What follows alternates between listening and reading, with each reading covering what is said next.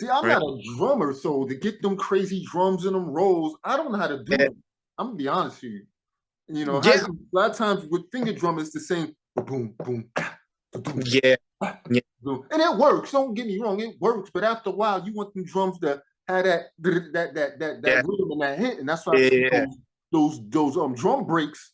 You know what I'm saying? I don't think there's anything wrong with just looping up a drum break. Yo, I do that too. I mean, Mhm. there's no shame in that. You can always put the rolls in there too. I mean, like Mhm. I chop up drums and I put my rolls in there, so it's like, records like Koch brothers. You Mhm. know, there's rolls in there, Right. and there's rides, a whole bunch of things, and I'm tapping that shit out. Right. Um, so there's ways to do it, but there's also like, what I mean, like you can chop up a drum break too and do that too. Like I said, there's no rules to this shit. As long as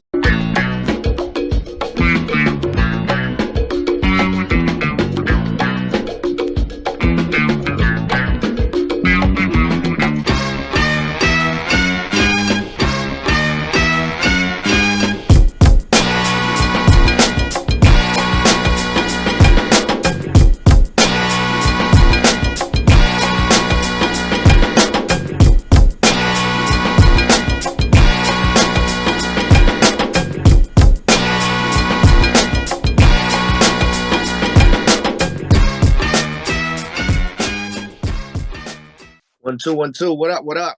Peace. What's good? What's good? Bozack Morris. Welcome to Strictly for My Diggers. What's good? What's good, homie? How you doing, man? Yeah, we good. We finally worked it out. Got everything together. You know what I'm saying? It's been a crazy few weeks, G. Yeah, yeah, yeah. How you feeling? You better? Yeah, I'm better. I'm definitely better, man. Like I'm still got there's still lingering symptoms and stuff like that. For those that don't know, I did catch COVID a couple weeks ago. But there's I mean, like it was mild. Hmm. I'm vaccinated and honestly, so I mean, like it wasn't too crazy for me. Right. Um, but it's still like I still got lingering symptoms, Mhm. just like a little bit of congestion. Right. Um, a little bit of like brain fog, and I'm I'm like exhausted sometimes, but it's nothing like insane to the point where it's like I can't function properly or like I'm like having a real bad day or nothing like that. Yeah. So I mean, like it's a blessing that it wasn't worse because it definitely could have been. Right. Right. Right. Yeah. Yeah. Yeah. So, yo, where are you from? Because I, for some reason, I keep thinking you're from Toronto. You're right. I'm from Oh, you're from Toronto. Toronto. Okay. Yeah. I was always thinking you're from way, way, way up north in Toronto. A lot of talent out there, man.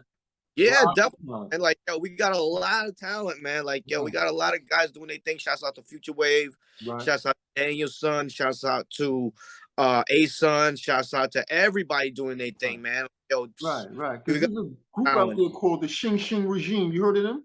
Yeah, Shing Somebody Shing, Xing Xing, yeah. man. They've been doing their thing for years, man. So, you know what I mean? Like, yeah, like they gods, man. Like they Oh, five yeah, percenters, man. They yeah, doing yeah, their yeah. thing, My yeah, brother. man. Yeah. Yeah, hell True indeed. And also Marco Polo's from out there, right? yeah, definitely, man. Like, me and Marco go way back to like 20 years now, man. So, Wow. like, and then he moved to like before he moved to New York, we've been down with each other. And in fact, I'm gonna keep it a buck. Like Marco, his trajectory and seeing what he has done, like really inspired me to go forth with this beat making thing. So I mean, like, yeah, that was a big thing. But yeah, yeah. So how did it start? How did you start making beats? I mean, I started making beats at first. Like, I was like, a little kid. I was a little teenager trying to get it into this rap shit. You know what I mean? I was rapping and shit, and like, it was just like, you know what? Let me try making some beats, and I bought myself a ASR 10. This is like 1,000. You know what I mean? I'm a teenager at this time, and I saved up, copped an ASR 10, and just dabbled around with it, but I didn't really like take it too seriously because we don't really have like an infrastructure to develop careers for artists, right? So it's like it's not something that I really took too seriously until my ASR 10 died. And Mm. like fuck, man, I can't like there's nothing I can really do with this. It doesn't turn on properly. I can't really use it. So I went and bought an MPC 1000. Okay. Is that what you're still on today? And that's what I'm on today. Yeah, Mm. Mm. You Rockets. know what? That ASR 10 has always been a mainstay. Like a lot of people, like I noticed, like even when they upgrade, they keep that ASR 10 close. They never let it leave. What is it about the ASR 10, in your opinion, that's so dope? The sound is really good on it. The filters are really dope on it, man. Like it's the like I think it has to do with the sound and the filters, man. Like like it's a really powerful machine. It's tricky to learn though. Like there's a lot of things that you have to learn, and there's a lot of things I still don't even know how to do yet on there. Right. So it's kind of tricky to learn, especially because I mean you just have this clock radio display that's like, you know what I mean, that you kind of have to like figure out in order to be able to like chop samples and move things around and that. But there's like the sound of it's really good, man. Like, you know what I mean? If you want to go back to vintage gear, and also you can just load up mad sounds on it, right? Like go back, you know, load up synths, load up, you know, different instruments. You can always do that too. And you can like sync it with whatever you're using, and put the two together, and you're gonna get something dope out of that. I mean, like legends have been using that shit. Alchemist. I mean, like Alchemist is probably the dude that really inspired me to get that. Alchemist and Necro back in 2000. Those were the two guys that inspired me to get the ASR 10 instead of the MPC 2000 and some of the other machines I was out at the time. All my boys were using XLs, like MPC 2000 XLs. Right, indeed. I was just like, you know what? These are the guys that I truly fuck with. And so I went in that direction. Yeah, that's how it came to be. Right. So with the MPC 1000, do you feel comfortable because you have pads instead of keys like the AirStar 10? Because I have the EPS 16 Plus, and that I've had it for like over 20 some years, and I never really used it. Oh, word. Okay. As a backup because I used the MPC. Yeah, because I had the MPC 2000 XL, and I have been on that for over 20 some years. I'm now on the MPC Studio, but I still got the EPS 16 Plus, which was the predecessor to the AirStar 10. That's exactly what that is. Yeah. That's man. Like I've seen some people make some crazy shit on that. Right. Because Mal Deep, they was using EPS 16 Plus. RZA, he was using that. RZA, LP, the 60. I think it's a 16 Plus. Right. The EP. My guy from out here, who's a legend in Toronto, Mr. Attic. He uses him. Yeah, Mr. Attic. He produced the Cardinal Official. Right. Like he's produced like legend, like some of my top 5 favorite Toronto records. I think he owns like 3 of those slots. Oh wow! So like legendary shit. Ghetto Concept, fucking Brass Monk. He's part of this crew called the Grassroots. He dropped a record like 20 years ago called Passes Through Time, which is a classic out here. Yeah, man, look into Mr. Attic, man. Like I heard the name before, Mr. Attic. Yeah, I'm familiar with Mr. Attic. So back to the MPC 1000, you're banging on pads. So it's obviously you're a digger. Now, are you using vinyl or are you digging online? Which way? Vinyl, man. Like everything I do is vinyl, man. Like you know what I mean? Okay. Basically, it's like if it doesn't touch my crates, I don't use it. So there's no online digging at all. I mean, like I'll go like if I know there's something I'm looking for and I need it, you know what I mean? I'll go like try and find the actual vinyl online and cop it online. But like I'm not one to really go through YouTube or go dig on YouTube or go search for samples on YouTube. I don't know, man. Like I'm different. I mean, like everybody has their own process, and I wouldn't knock anybody's process. If you're strictly YouTube, if you're strictly MP3s, whatever the fuck it is, as long as you make heat, that's all that matters. Right. But my process has a lot to do with limitations. You know what I mean?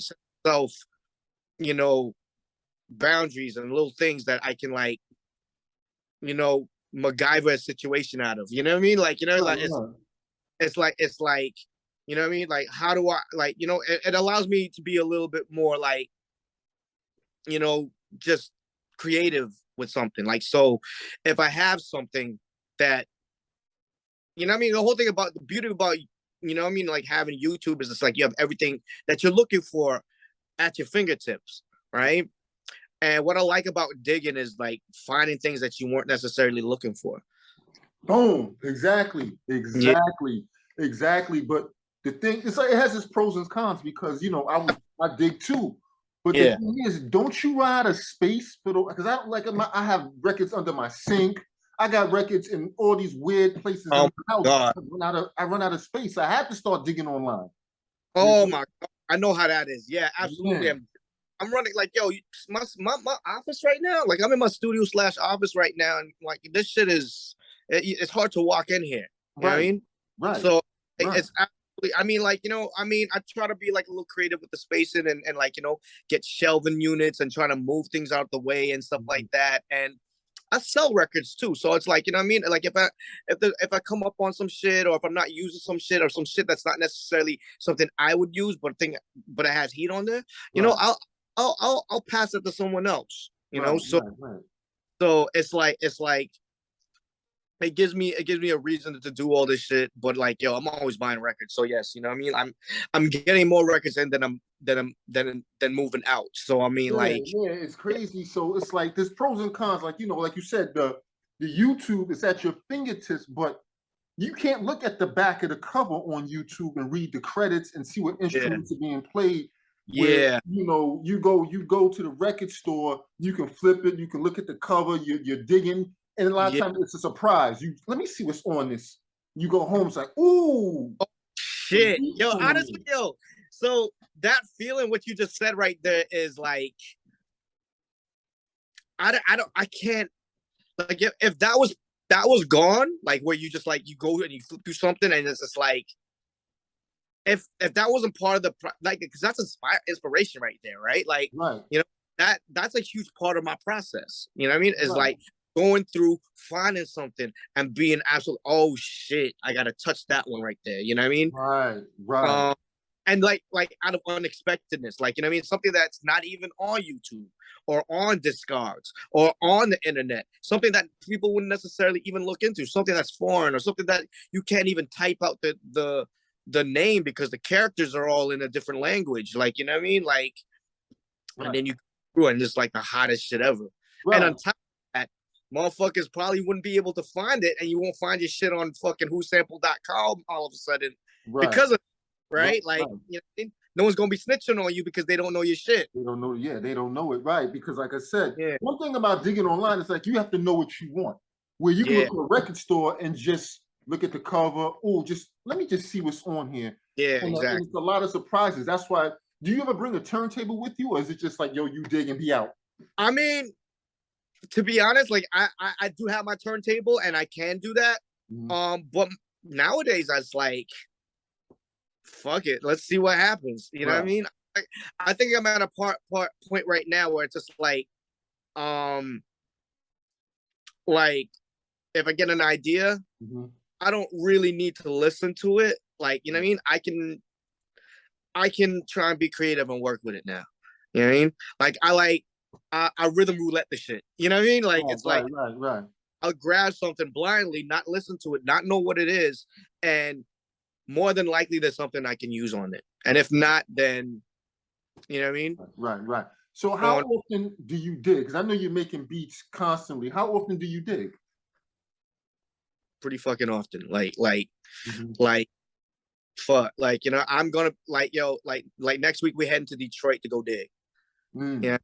So like Detroit is like I'm gonna tell everybody. I mean, like this is I might be like kind of violating right now, but Detroit is the greatest place I've ever been to on earth for records. You have a certain spot you're going to, or you're just going to different spots? There's several spots that I go to specifically, and then there's like I have a little routine in Mhm. Detroit.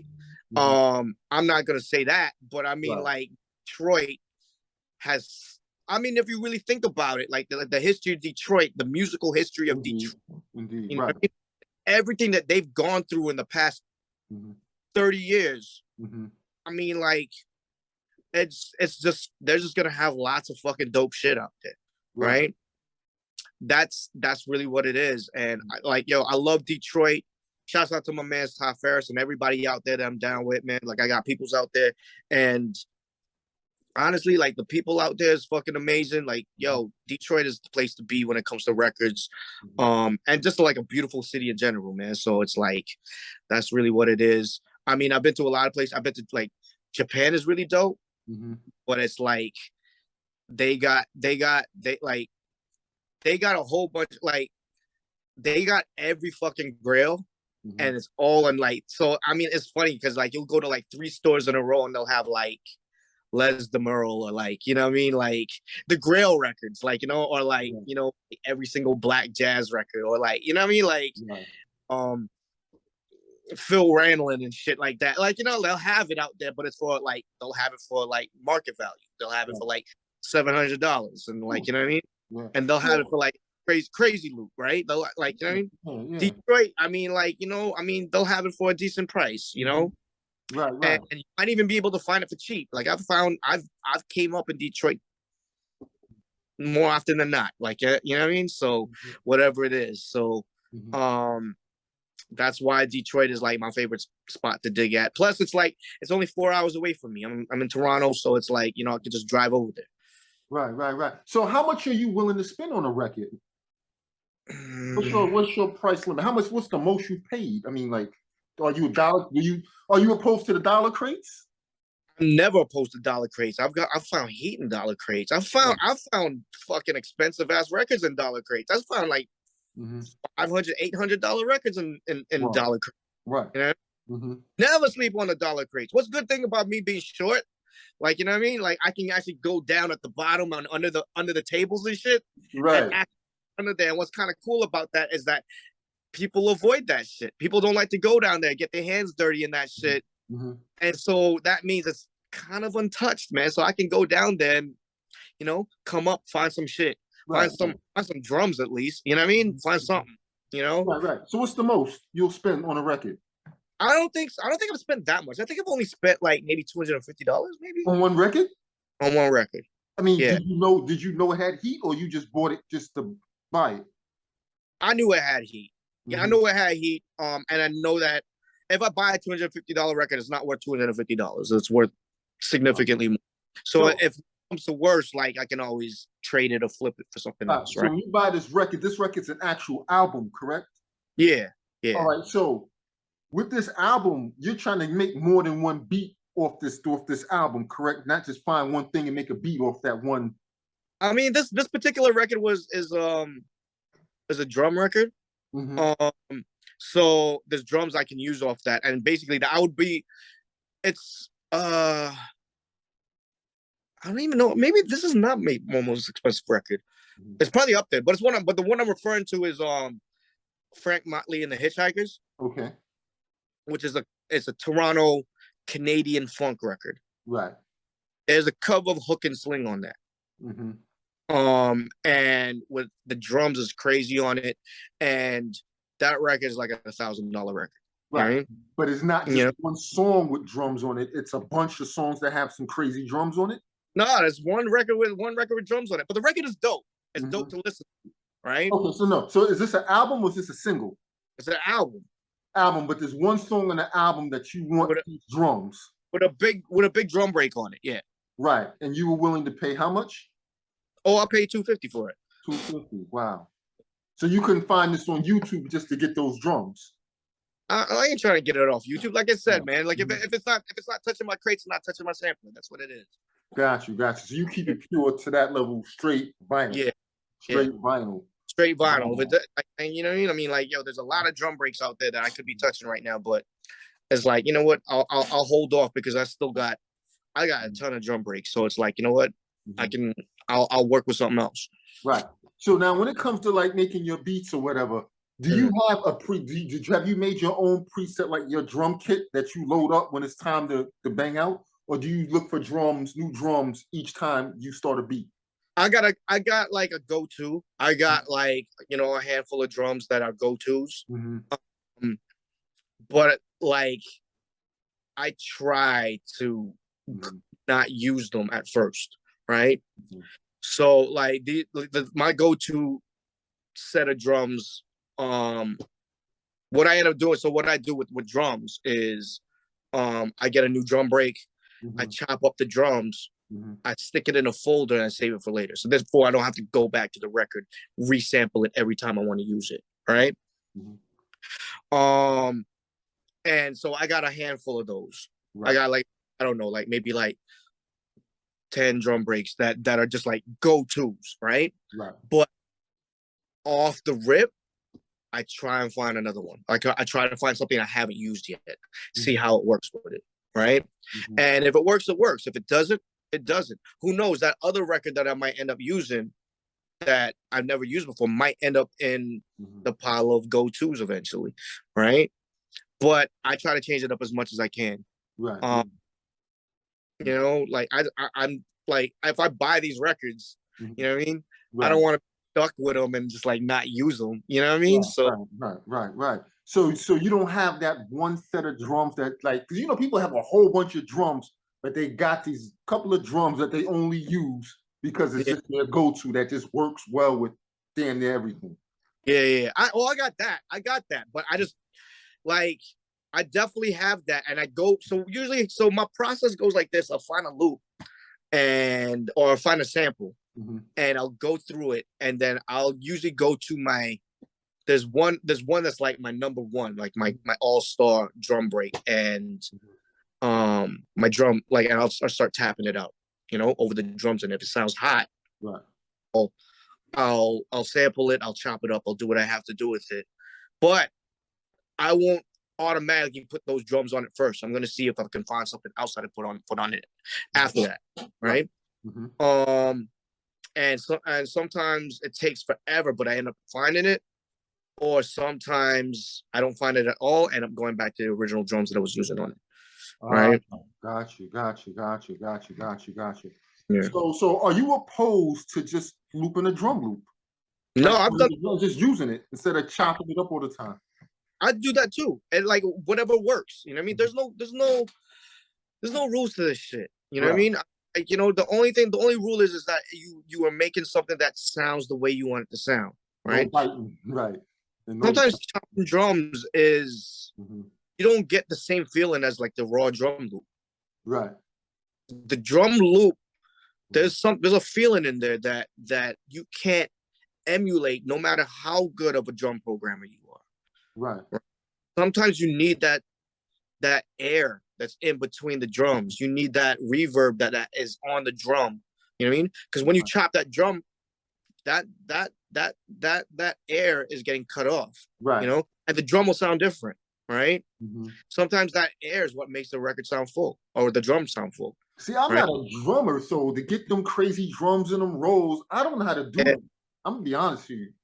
You know, a lot of times with finger drum, it's the same boom, boom, boom. Yeah. And it works. Don't get me wrong, it works. But after a while, you want them drums to have that rhythm and that hit, and that's why those drum breaks.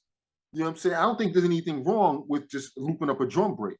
Yo, I do that too. I mean, there's no shame in that.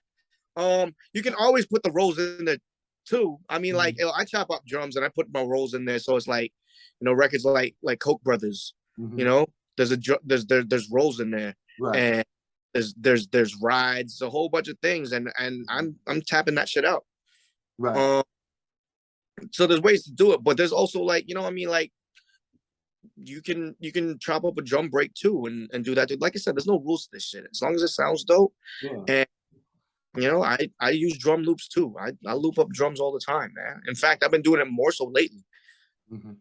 Yeah, because you know, something weird happened to me last week, and this is the first time it really happened because I'm so used to like when I find a drum loop or whatever, setting it at the 2 bars, 4 bars, maybe even 8 bars. This drum loop happened to be 3 bars, and I'm like, Joe, that was just weird for me. Like, what? I worked with it and I made it work. Has that ever happened with you? When you the loop was like it wasn't the standard 2, 4 or 8 bars? I mean, like in general, that always happens to me. Not just the drum, but the record too. Right. And you gotta MacGyver that shit. Like, you know, you have to like think creatively and figure out how to stretch it to 4. I mean, that's what Dilla did, right? Right. Dilla was like probably the first guy that I knew that did that shit. Like when he would take that shit, stretch it just to get it into the right thing, just by chopping it and just replaying a certain note and getting it so that it fits the 4/4 format.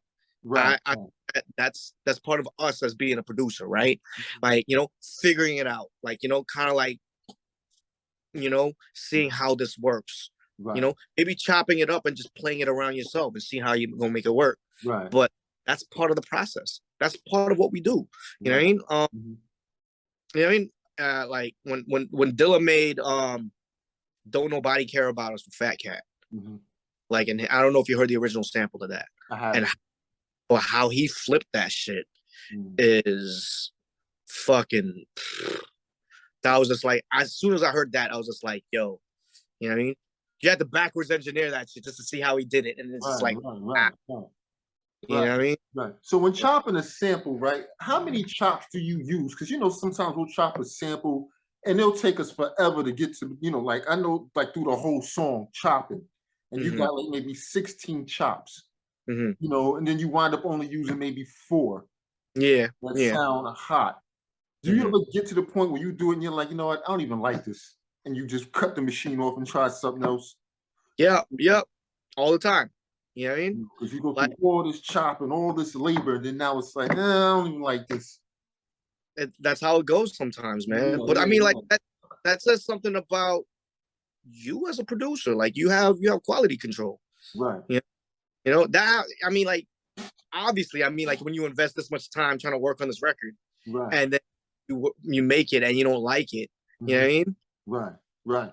So have you and what was I gonna ask you? So all right, so you would you say that some of your dopest beats come within 5 to 10 minutes? Of making a beat. Yes, because a lot of producers say if it doesn't hit click right away, like within the 10 minutes, I think I heard Madlib say it. Like if it Mm-hmm. doesn't start clicking within 10 minutes, he's on to something else. No, that's not me. That's not me. Um, I take my time with beats. I'm not one of these people that makes like 10 beats, in 3 hours. I'm not one of those dudes. Like, you know what I mean? I am one person that will sit through an entire record and listen to it, try and find I can use that. I make mental notes. Mhm. All right, that sounded dope. I can might be flip that, and I'll go back to it. It's like, all right, you know what? Let Right. me sit this one, and then there's this one. All right, I'm gonna work on this one. All Right. right, and then I'll work on it, and then I already have an idea of what I want to do with it. I'll have an idea with it, Right. and then I'll start working on it, and then sometimes my first idea is like it didn't pan out the way I wanted it to, Mhm. and a lot of it has to do with just like it's the wrong drums or it's the wrong drum pattern, Mhm. or it's like the BPM is not where I want it to be. Right. You know what I mean? And I'll fuck around with it. I'll see what happens with it. So, um, yeah, like sometimes I mean, I'll give you an example. Never Change, right? That's so. Oh, that was so dope. I love that. Yeah. That's my favorite record from you. Oh, thank you, man. I love that. Never Change. I almost threw it. I almost turned off the machine and said, "Fuck this shit." So what What? happened? Did someone So stop you, or you just decided to no, do it? I wasn't happy with it. So initially, when I made Never Change, Mhm. um, I made it and I love the loop. I Right. love what I did with the loop.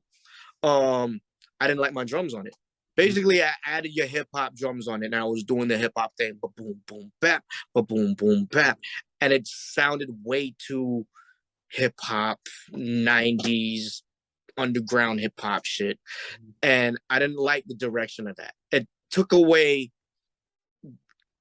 the haunting nature of that sample, right? Right. Yeah. Right. So I was just like, fuck, man, I got really frustrated with it.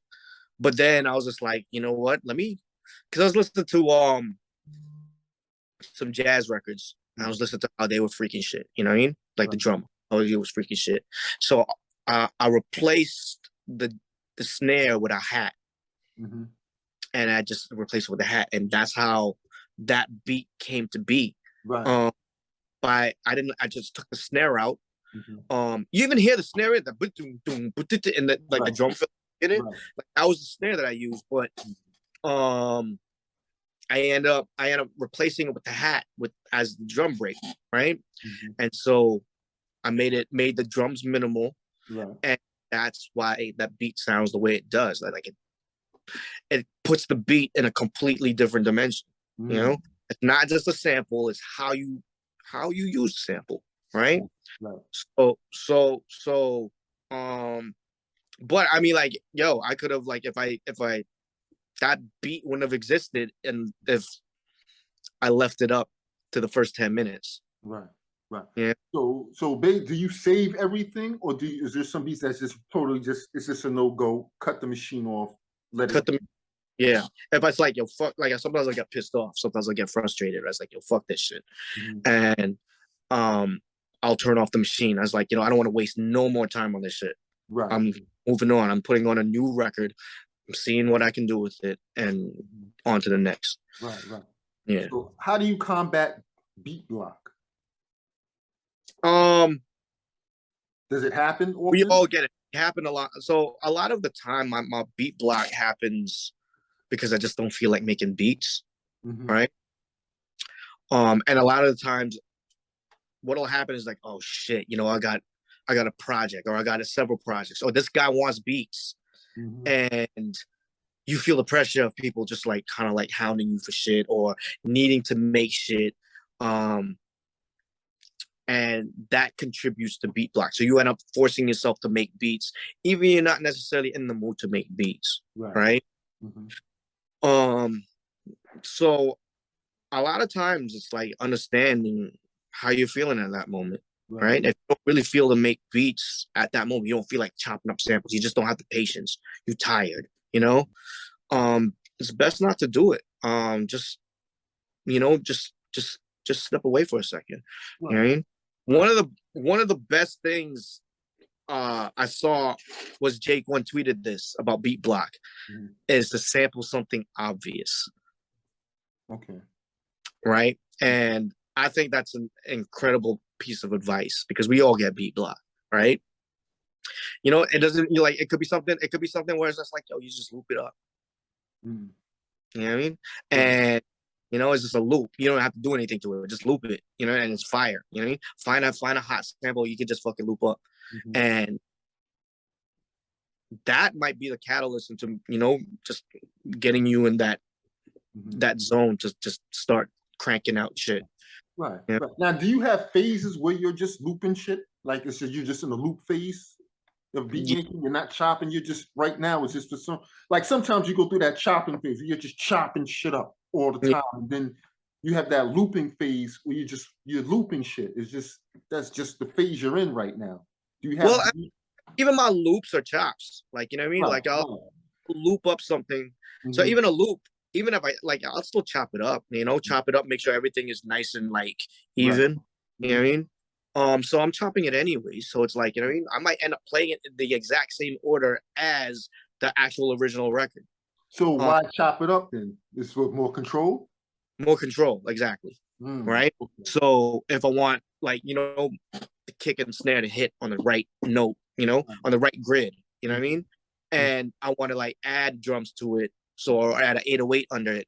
It's not fucking like clashing with it, you know what I mean? Right. All that I have all the control for it. It's annoying, you know what I mean? No one likes chopping is not fun. You know what I mean? It's a lot of work. I don't know anyone that's less like, yes, like I can't wait to chop shit. You know what I mean? Well, it's a lot of work. It is a lot of work. Especially like when you're doing a lot of chops. You know what I mean? Yeah. So I end up chopping it anyways though. I'm just like, yo, let's just do it. Let's get it over with. And once you get through that and you get through the beat making process, actually creating the beat, that's where it gets real fun. And that's the fun part, right? That's the fun part. But that laborious chopping and trying to make sure the chops work out right. And sometimes it's good when you hit that last chop and it don't loop right. Yeah. You ever go through that? And how do you fix that? Is this time stretching? What do you do? Time stretch it. Yeah.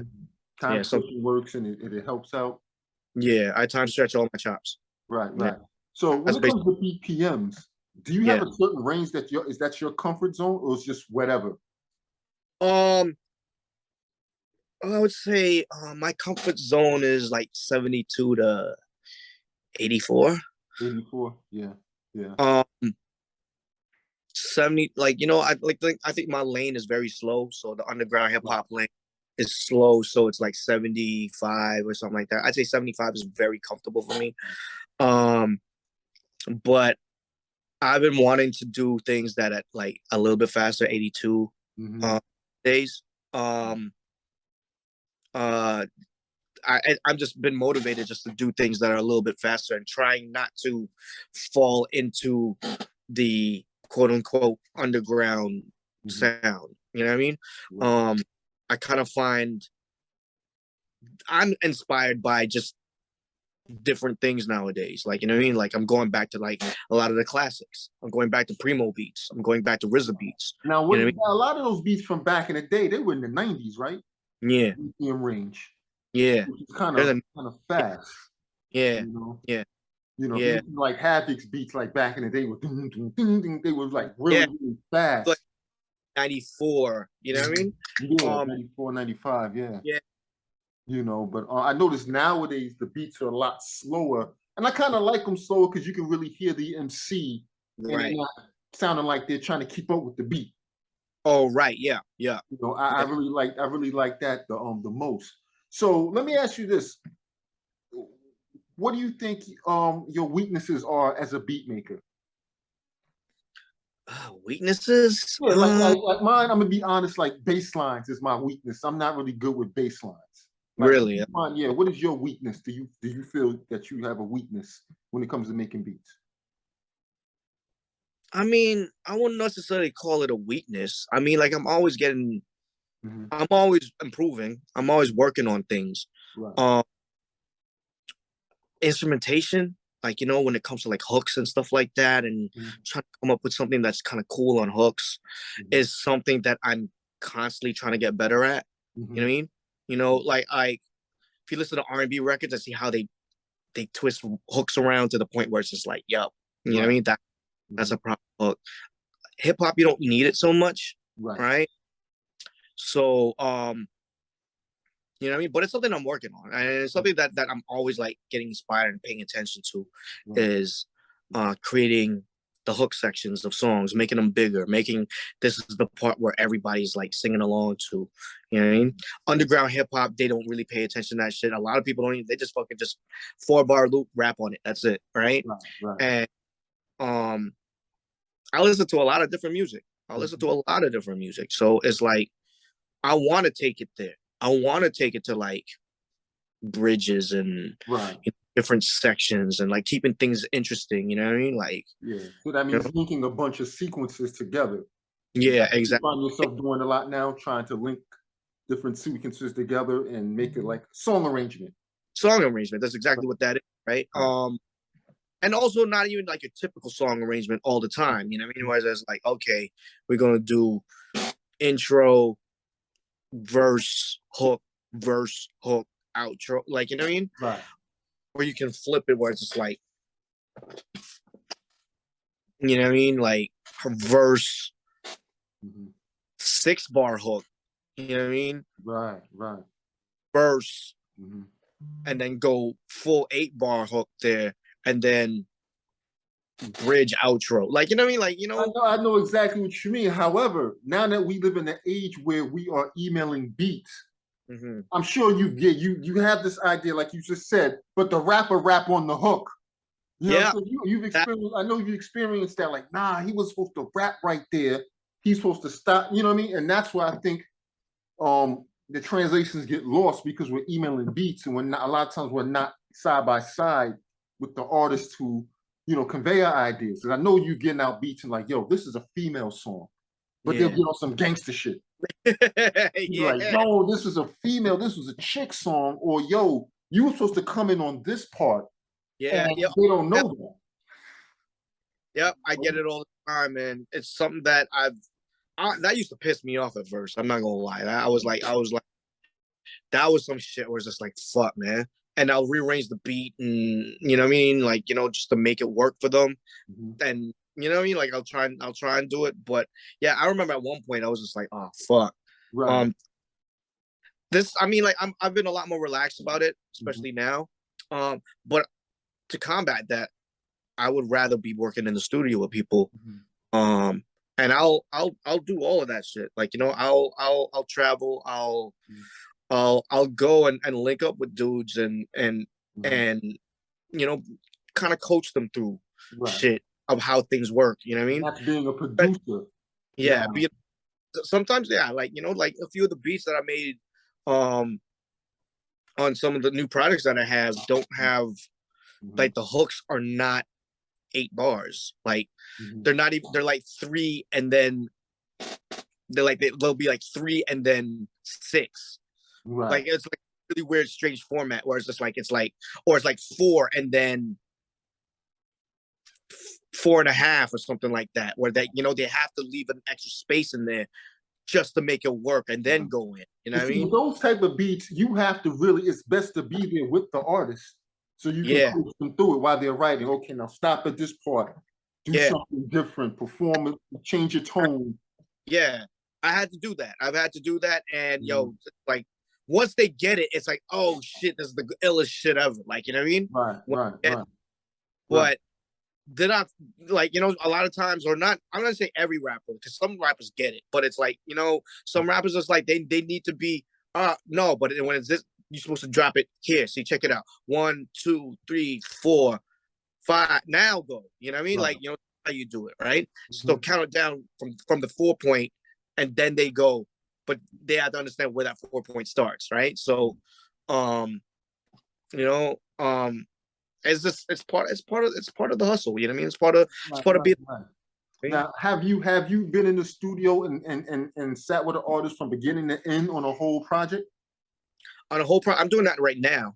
Okay. I'm working with my guys Dante and Wise Wonder for this project called Loyola, and everything is like, you know, we're doing everything. They're from the city, so it's like, you know, like that's the dude who spells his name DNTE.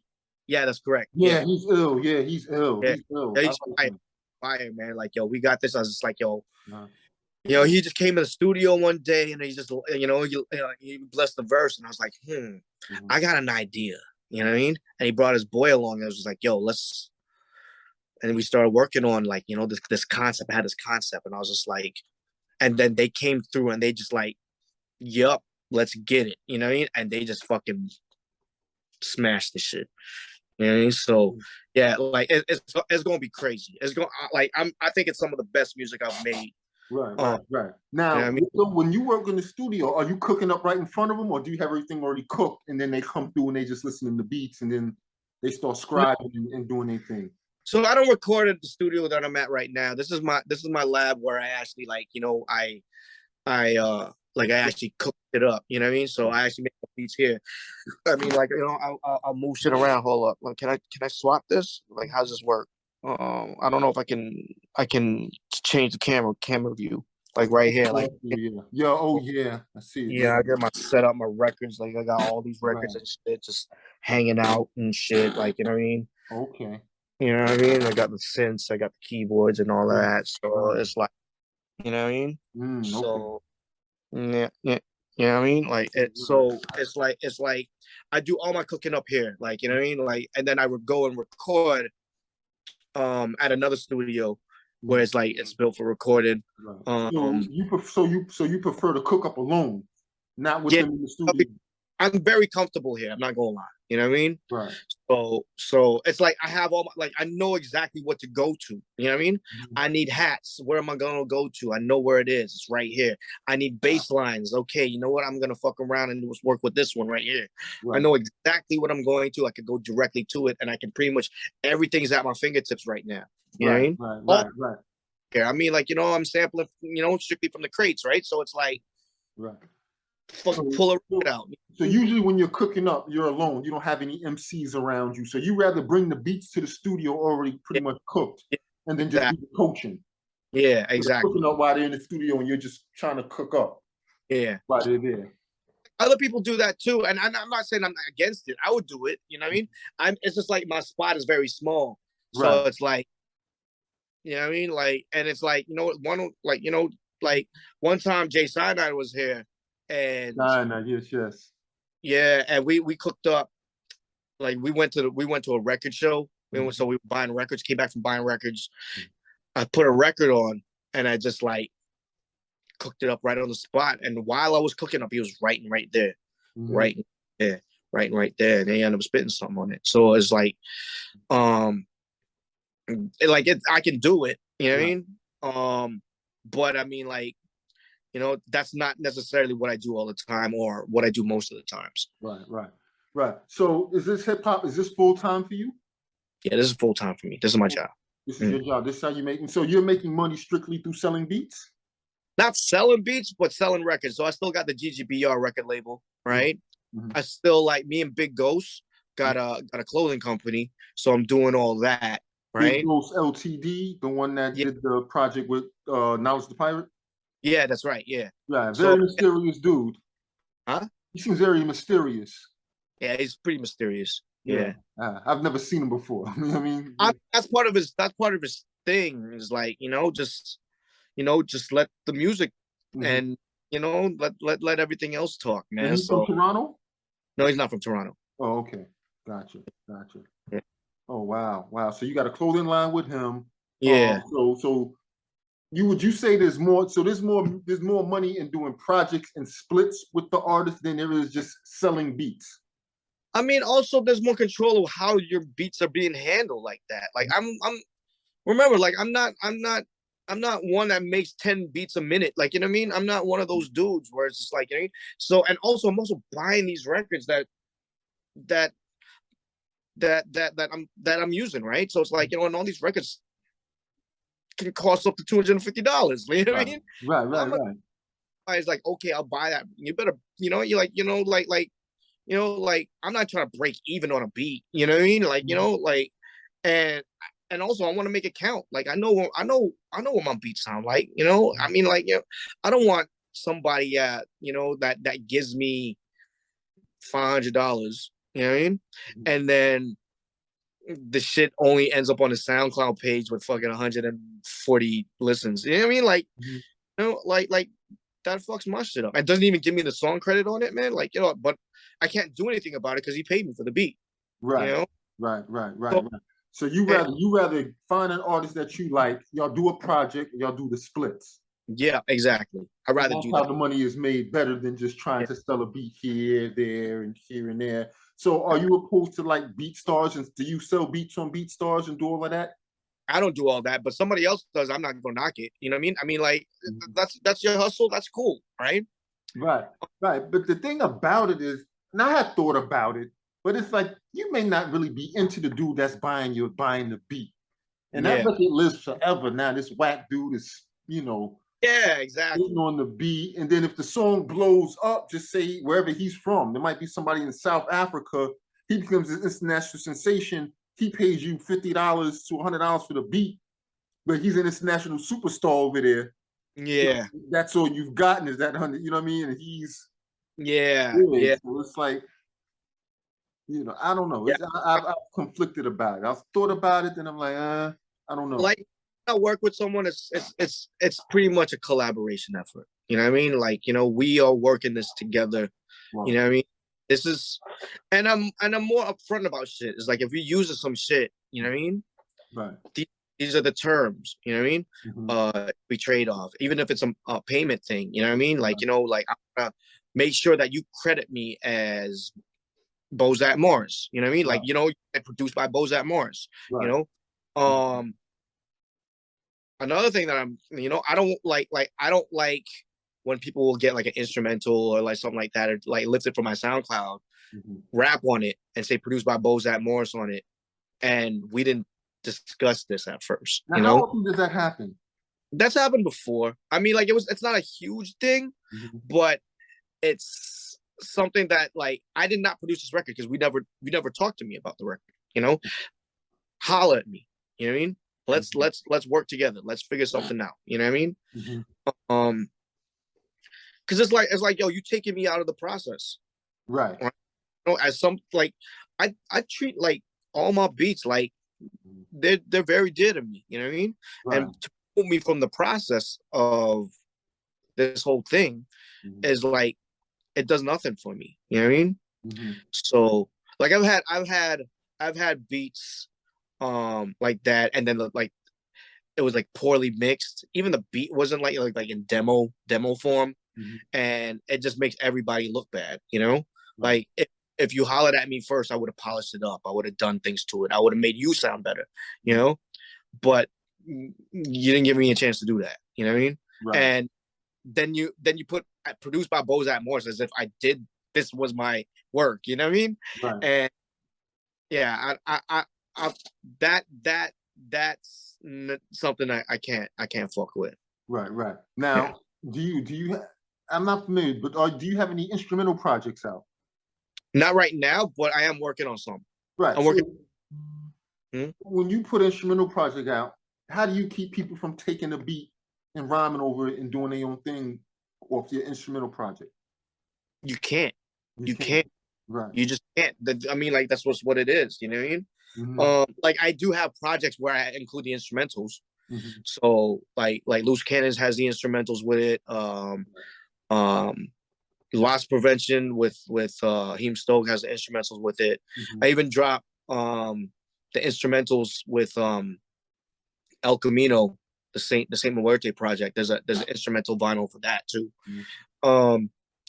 So I mean, like if they were to take it and rap it, and do a freestyle over it or something like that, and upload it and do a video to it, right, is what it is. You know what I mean? right, Can't right. really do about it. So, I mean, I like once if they try to fucking sell it, that's another thing, right? Where it's, you know, I can't have you selling my work without my authorization, which is kind of funny because it's like people be like, yo, you being a hypocrite right now because yo, you're sampling, you know what I mean? Sampling all these records. But you have a problem with authorization and all of that shit, right? Where it's like, you know what I mean? But it's like, I'm right here. Like, you know what I mean? I'm easy to contact. I'm also like, you know what I mean? If you're just taking the actual beat, not like, you know, you're not doing anything, you know what I mean? Like, at least I'm working with the record, you know what I mean? Like I'm doing things with it, you know what I mean? To that I can say I can call myself a producer because I'm putting work around it. Like it's not just like I'm just stealing somebody's record, you know what I mean? right, So right. the art and So when we see it produced by Bozack Morris, it's usually a project that you've done with such and such artists for the most part. Very few. Like I know the Conway and West Side Gun never changed. That was a Lucy that you, I guess, worked with them on, correct? You don't have a whole project with them, do you? that was from my album, so that's my project. Okay, that was right? from your album, right? And all that was from my project. Right. But I mean, like other things, like you know, I mean, like I get placements. So, Biscotti Biscuit, Conway Biscotti Biscuit, that was off his project. You know, right. So you could catch. I mean, Ty Ferris, I'm on. No Cosign, Just Cocaine. Right. 1, 4. Right. New one coming out too. You know, so there's projects So with my. when you're on those projects, is that on the arm or is that something you have to sell them? It depends on what we work out. Right. Gotcha. Like, okay, you know, we can do something, you know what I mean? Where it's just like, all right, you know, let me get a verse or let me get a record from you, and other people would be like, yeah, you know what I mean? Like, this is what I charge, you know what I mean? And, you know, we negotiate a deal. Right. You know, it depends on what we negotiate. Right. But you prefer to stay away from just selling the beat here and there. You would rather just do the whole project with such and such artists for the most part. Like, it depends on who it is, you know what I mean? So it depends on who it is, right? Situation depends on, you know, what they bring to the table.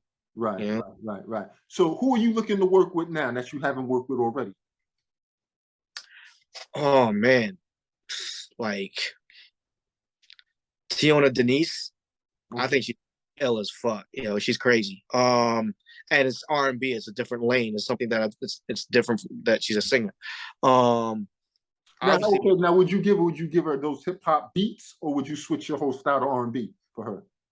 I would like. It wouldn't be completely different, but you know, I would definitely give her something that she can sing on. Like, I'm not gonna give her some dark shit with sparse sound effects. That isn't even like musical. Like, you know what I mean? It was something that she could. You know what I mean? Because I fucking love R&B, man. Like, yo, I'm not one of these rap dudes that's just like, you know, here's like a melody, and all of a sudden, you know, they get fucking angry and shit. Like, you know what I mean? Right. Fucking like I'm an R&B cat. Like, I love fucking R&B. I love slow jams. I love that shit. You know, Right. So especially now. cool. You know So what I you mean? said Tiona Denise. Who else? Like Rock Marciano, obviously, Of man. course. Like, that's bucket list shit right there. Right. You know what I mean? Man, I love to work with Meth. Method Man? Yeah, I Yeah. love Method Man. I got something for him, man. So if he's listening to this, like, yo, fuck, man, holler at me, man, because I got something for you. Yeah. Most Def or Yasin Bey, Okay. like, yo, that dude, like, that dude is so ill for no fucking reason. Like, you know what I mean? Like, Right. he can go either way. Like, you know what I mean? Like, you know, like, he just oozes hip hop, and it's like for no reason. Like, you know what I mean? Like, he can like no matter what it is, he can sound grimy and still kick knowledge at the same time, and it's like Right. sound effortless. Like, you know what I mean? Gotcha. You know, you know, I mean, like, rest in peace, MF Doom. I wish I could have worked with him. Yeah. You know, he's Prodigy. I wish I could have worked with him. Right. You know, oh man, yeah, like the list goes on, man. Like, Right. So what beat makers that's out right now? I'm not talking about the classic producers, but the ones that are out right now that motivate you to go there and make some fire. like guys that's like that I work with, or like that I'm No, down the beat makers that are just out now doing their thing. doing their thing. I mean, Future Wave is definitely doing this thing. Dope. Bandit Slice is definitely Dope. doing this thing. Yeah, like those two guys for sure. Danger, obviously, man. He's Derringer, yeah. yeah. Like Are you who else? familiar with Clipto? Was that? Are you familiar with Clipto from the West Coast? I haven't heard this shit, but I've seen the name around. Yeah, he's dope too. He's real dope. But yeah, Big Ghost Limited. I mean, that's the boy right there. Yeah. You know what I mean? He's doing his thing. Fucking J.R. Swift's. Yeah, nasty. Sadu. Sadu Gold. Fuck, man, like. Isn't, Nicholas Craven, he's from Toronto, right? Is he from? He's from Montreal. Montreal. Yeah, he's doing his thing. Yeah, my guy Finn from out here. I mean, he's putting in work. You know what I mean? Right. Yeah, and that entire gold era camp is like, they putting in work in the city right now. So shouts out to. Right. Fuck, man, like there's a lot of cats doing their thing, man. Like a lot of dope cats. Because when it comes to sampling, what you're displaying is really your ear. A lot of times, because we're not really playing instruments. Yeah, exactly. We're showing that we have an ear and what we know what sounds dope for the producer to rhyme over. I mean, for the MC to rhyme over. But that's what a producer does. That's essentially what is a producer, right? A producer is someone that can arrange shit, understand where things go and how things are supposed to sound, right? Like David Axelrod never fucking played all the instruments on his albums, right? But he's the fucking man. Like, you're not going to take away that. Quincy Jones, you're not going to take away his credit because he wasn't the one that was playing the fucking drums on Thriller. Like, you know what I mean? Right. True indeed. So what advice would you have for upcoming producers today? You know what I mean? Before we close out, what words of advice could you give them? I think the best thing to do as like to get in the game or to like to learn how to make beats or get better at making beats. I would say both. Well, better at making beats. Beats is one, like pay attention to the greats. You know what I mean? Listen to the greats. Listen to the people, like your favorite beats. Really listen to them. You know what I mean? And backwards engineer that shit. What do they use? How do they flip that shit? You know what I mean? That's what I was doing.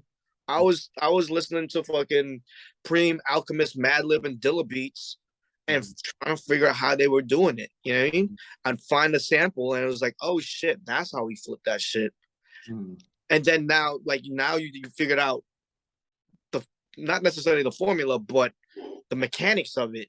You can now apply that when you find a sample out there and you can now trigger it the same way, or even bounce it and flip it and combine different things. And that's probably the best thing to do when it comes to like making your shit and trying to like get out there and like, you know, creating your sound. Okay, so now for what advice would you have for beat makers trying to get in the game? Making just like, this is a tricky one because one of the things that I realized is that when I was speaking to a lot of cats that are in the street that was telling me to do this, and this, is that they were fucking like well renowned. They've been in the game for a long time and they had a very respectful opinion. But respectfully, all that shit didn't mean shit to me. You know what I mean? Right. Like none of that shit actually did anything for me. And in fact, I did opposite in a lot of those things they told me to do, and I got further than whatever they could have told me. You know what I mean? Right. It's just what it was, right? Like people told me like I came into the game where trap shit was the norm, and like there was no underground lane. There's none of this shit. So it's just like, yo, you had to fucking make these 808 beats in order to be relevant. And I'm from a city where Drake is king, right? So it's like, yo, if you're not making Drake type beat, motherfuckers like, yo, you know, the people that would listen to your shit is all old and shit. They don't want to fuck it, you know, and they're not buying records anymore. But then look what happened. You know what I mean? I did it anyways, and you know what I mean? You know, I've made some shit. You know what I mean? So this is a tricky question for me to answer because it's like, there's no right or wrong way. Do whatever's true to you. And then when you do that, make sure whatever you make gets in the right people's hands. That's it. You would have to give away some free beats to get in the game as a producer, as a beat maker? I'm still doing that. I'm still giving free beats. You know what I mean? To the right people, of course. Right. To the right people, of course. I mean, like, use your discretion. Don't be like okay, you know what? Free beats for like, you don't just make an advertisement saying I'm just giving out free beats for everybody. One, like, understand that it's like, if someone brings something to the table, you know what I mean? Whether it's talent or work ethic or they're very connected, or like, these are all things, these are all assets that they can bring to the table that will help you, right? And so if they want your beats, you know what I mean? I would say work with them, right? But if someone comes through and doesn't have any of those things and is just a guy that's really enthusiastic and just likes your beats, I mean, you can't benefit from that interaction or transaction, you know? So make sure that, you know, you understand what he brings to the table, the person that you work with, or her, you know, and bring it to the table, and, you know what I mean, work something out, you know what I mean? In situations where it's like, okay, you know what, I don't have any of those things, but I got money. Yeah, then you know what, like, you know what I mean? Like, yo, if you need money at the time, go ahead, take it. You know what I mean? But for me, money's not good enough. Like, you know what I mean? You could pay me a lot of money, but if I think that the song is gonna go nowhere, or the artist is trash, it's not good enough. You know what I mean? Like, it has to. So you'll turn them down. You say, I don't want to work with you. I don't want to work even if they have the money. Yeah, even if they had the money. Yeah. So I did that like the other day, man. Like, you know what I mean? He wanted something, and I was just like, I don't see how this benefits me. I don't see how this benefits you. You know what I mean? But I don't see how this works for me. So you know what I mean? This question, and this is a question you have to think about real quick. There are underground artists out there that are hot and underground, but you may particularly just don't care for them.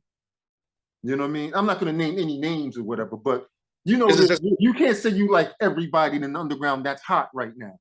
Yeah. Right? Correct? Yeah. Everybody that's hot and underground right now, there's some people like, yeah, people are bigging him up, but me particularly, I don't feel him like that. But he's hot and underground. But he comes to you for a beat, but you're not really feeling this cat. But you know, he's hot and underground. Everybody likes said artist. Would you still work with him? I mean, like, there's got to be a reason why I don't fuck with him. Yeah, I mean, like, you just don't like his music. You're just not into his music, but he's hot and underground, but you just particularly just don't like his music. I don't know, but we can work with that. You know, we can still work on something. You know what I mean? So it's like, you know, if I don't really fuck with his music, say, or it's like you know, like let's say like he just has a really awkward style or something like that. Like you know what I mean? Like his style is very like unorthodox or something like that, and I just can't really listen to it. You know, that's where you come in as a producer, where it's just like, okay, you know what? How about how about we work together on something, and you check it out. You know what I mean? I mean, like if he's like these guys, I mean, like I'm not that much of a, you know what I mean, like strictly I gotta be like, you know, like I'm open, like I'm open minded. You know what I mean? So like now, if he's like problematic or something like that, like you know what I mean, he's like racist or some shit. No, Like you know, not even problematic. It's just, yo, it's like I said, you can't sit here and say, and I can't sit here and say that I like everybody that's blowing up in the underground that's doing their thing. Some people, he's all right, man. I ain't really feeling him. You know, I really don't want to work with him. But he comes to you for a beat, but you really don't want to work with him. You're just not into him, but he's hot. People like his music, but you just happen. but I mean, like, if he's hot and like I know the record will go somewhere, I'd probably be like, yeah, you know what, this is fine, man. I mean, like, you know, I think you would gain a lot of things from that. You know what I mean? You know, you like there's a lot to gain from something like that. So I think that's when it's more of the business sense pops in your what's head. that? That's when it's more of the business sense you're looking at than Yeah. more of the musical sense. Yeah, exactly. I mean, like it's important to do both. This is a business after all, right? Like you know, what I mean? Absolutely. At the end of the day, that people need to eat on, you know, put food on the table, and also like they could open up doors for other things. That could open up a door to somebody that you do want to work with. You know what I mean? Okay. Open doors that you know you're creating relationships at the end of the day, right? Where it's not always about music. At the end of the day, it's all about just making the right things and making the right decisions that will help you down the line, you know? So I don't think there's anything wrong with that at all. You know what I mean? Like, so I mean, like, say if like Christina Aguilera like hit me up and was just like, yo, I need a beat from you. You know what I mean? And I don't really make pop beats, but she likes the way my shit sounds. Of course I'm gonna do something. You know what I mean? You know, people could call me sellout all they want. I mean, like, if the shit is dope, like I don't give a fuck. But you're gonna bring her into your world. Yeah, at least as much as I can. At least meet or meet, you know, where it's just like, you know, my beats are not gonna be like, I'm not gonna start making, you know, fucking genie in a bottle type beats. You know what I mean? I'm gonna go in and do my thing. I mean, she's reached out for me for a reason, right? So in a situation like that, hell yeah, I'm gonna do something like that. You know what I mean? The way Primo handled it was perfect. Like, you know what I mean? Like she went to his world. You know, she hollered and she went to his world. You know what I mean? And they made their music, and I think that situation really worked out for DJ Premier. So absolutely, you know, yeah, that was dope. Bozack Morris, man, y'all, I want to thank you for taking time out your schedule. You know, we've been back and forth. We finally made it happen and whatnot. I'm glad that you took the time to chop it up when we had a great discussion. I love this. I learned so much talking to you. You know, this whole platform was really educational for, you know, the bedroom producers, even some of the beat makers that's been on this platform. Everybody's learning from each other. You know, you watching, you know, Vander Slice on season 2, or Vander Slice is watching JL Swiss on season 1, and everybody's learning like, oh, I do that same technique. Oh wow, I never thought about that.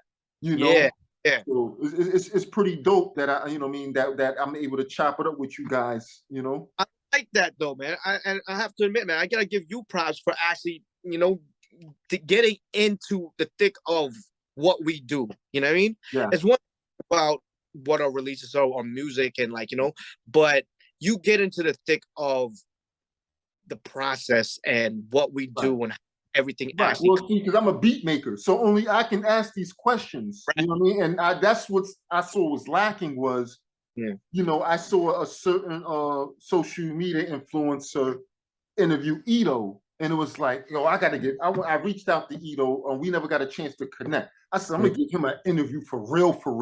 We can really dig into his craft because you know those other questions that were asked by the social media, they were generic. Yeah, yeah, because he's not into what we do, whereas I right, am. exactly. We've been on here an hour. You know what I mean? We can probably keep going on and Oh, on and on. and like that's what this is all about. Like, you know what I mean? That's what I love about this shit is it's like we can Yeah. always chat it up like it's nothing.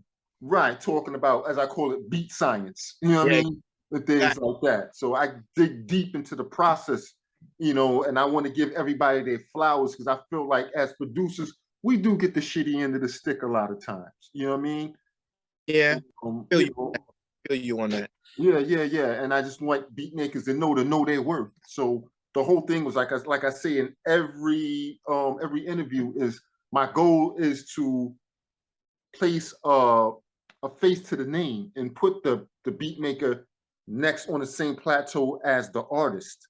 You know, Facts, facts. they could be seen. So now people know what Bozack Morris looks like. So now they can run up on you, Lil, you did that beat for so and so. That was fire. You Mm-hmm. know, and things. Because a lot of times we remain anonymous and we're unknown and we don't get the same fame or things like that. You have a lot of beat makers who are giving out beats to these artists. They're going out selling their music, and the artist is going to work on Monday. The beat maker is going to work on Monday. Yeah, and I'm not even mad at that either. I mean, like, yo, get your money. You know what I mean? It is what it is. At the end of the day, people got to eat. But it's like, like, I think it's important to figure out the business or a business, like, kind of be creative, right, and figure out how to make things come together. Like, how do you bridge the gap from, you know, making it pay to, like, how do you make your what your craft into a product that's right, right. people can actually purchase. And one, like, just make the best product possible, and once you do that, you don't have to worry about trying to, like, scramble for crumbs, like, by selling it shit, like leasing fucking 2 for $20 beats and shit, like, Right. Yeah. That's so, crazy. Yeah, because I had a one interview on I believe it was season 1, and he worked with a well-known name. The well-known name hit him up or whatever, mm-hmm, and made the well-known artist who's really big on the underground scene. mm-hmm. Made the project, made money off the project, but only gave him a few pieces of vinyl. And I'm like, but this guy's rapping in his music that he's getting the bag. Like, pay that man. Yeah, pay him. Give him. You rapping about you got the bag and all that in your rhymes. Don't give him some pieces of vinyl. Mm-hmm. Yo, break them off. Either that or work out a record, work out Right. another project, work something out. You know what I mean? Which hopefully he did, but when he just said, "Yo, he just gave me," I didn't get paid for that. He just gave me, some vinyl, some pieces of vinyl, copies of some vinyl, and I'm like, this guy's rapping about getting the bag, and he is getting the bag. Yeah, Thank you. Just show some love, man. yeah. That's another thing. Is like, yo, I think that a lot of artists don't respect the producer, right? No, they don't. Especially when they get to a level where it's just like, you need me more than I need you, Right. because everyone's trying to send me beats, right? Right. And so they get to that point where it's just like, okay, I don't need to pay you. I don't need to do anything. Because I've heard that too. I know that, like, I've seen articles about famous rappers being like, nah, I ain't even gonna give you a verse. You know what I mean? Mm-hmm.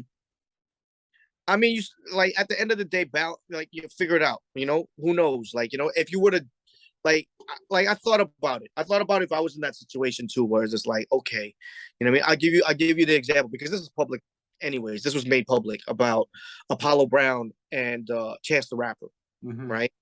And Chance the Rapper was like, or Chance the Rapper's people was just like, nah, he just wants to use your beat. All right, yo, give me a verse. Let's work something out. Mm-hmm. Nah. And so Apollo Brown was like, all right, and then you don't get the verse then. And then Chance the Rapper's people was like, all right, cool, we won't use it then. And you think about it, where it's like, okay, no one gets anything. If Apollo Brown did it anyways, right? Mm-hmm. Um, Do you think it would have benefited him? What do you think would have happened? I think it would have benefited him if it Yeah, said produced by Apollo yeah, Brown. yeah, right. Mm-hmm. And like I get it, like you don't want to be taken advantage of, right? Right. Um, so so I think about these things like the hypotheticals, right? About the situation. Like What would you Jay. at the end of the day, where it's just like, yo, I don't want to be taken advantage. Nobody wants to be taken advantage of, Right. right? But I mean, like, if Jay-Z hit you up and was just like, yo, you know what I mean? He's getting it for free. Here you go. Yeah, well, that's what I'm saying, right? So Right. it's like, and he's not going, like, he's going to give you a verse. I mean, it's Jay, Right. right? Right. Like, so it's not like it is what it is, right? Like Jay features like rare as fuck. Like, he Right. knows that Right. he's up there. He knows that, Mm. he knows that you know that, you know what I mean? Right. So it's like, what do you do in that situation? Yeah, you don't want to be taken advantage of, but at the end of the day, yo, you got a J credit, and that J credit can take you, you know, you could get the residuals from that. Got you. Day, That but can from open doors. Right. yeah. Right. So understand the situation. All I'm saying is like, yo, balance it out. You know what I mean? Understand, think about the situation, balance it out. Is it worth it? Can the effects of doing this still benefit me? Mm-hmm. Or is it to the point where it's like, you know what?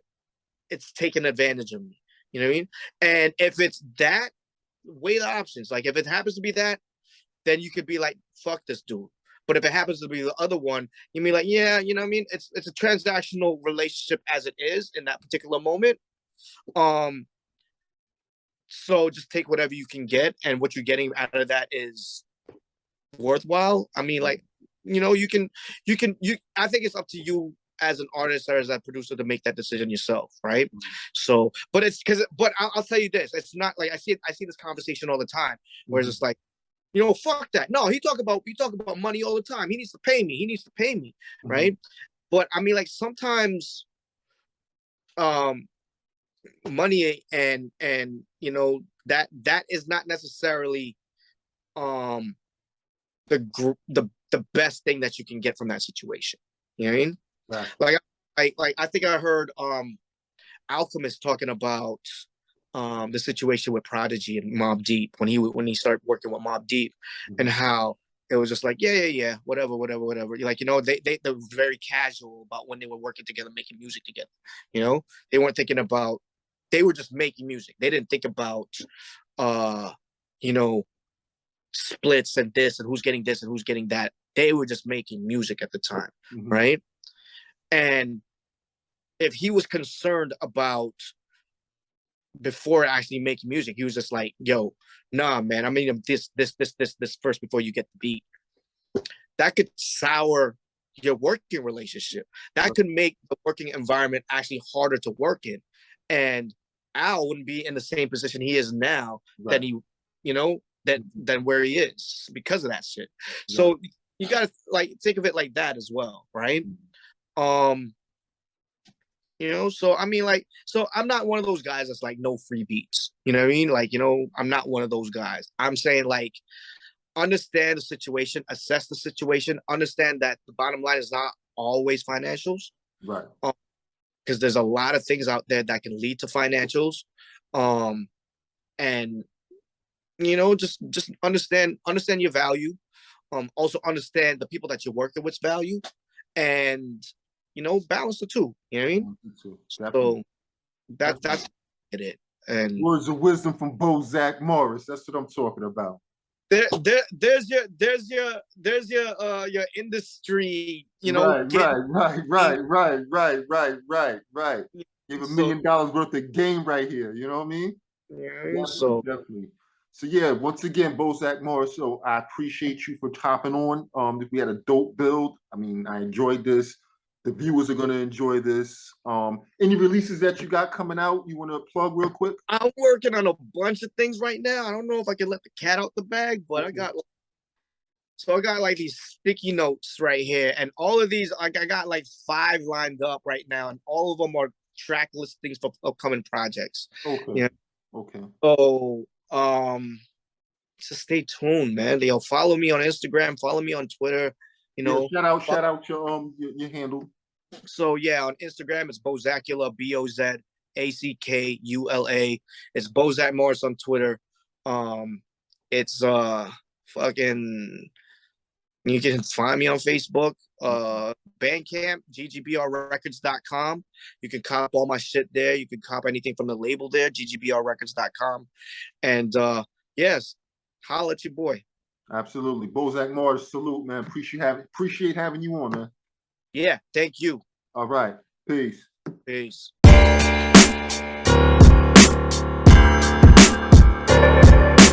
gonna tell you now, I ain't no holy individual, but I am righteous. I'm not gonna lie to you, I'm not gonna steal from you, I'm not gonna cheat. I'm gonna tell you what you like.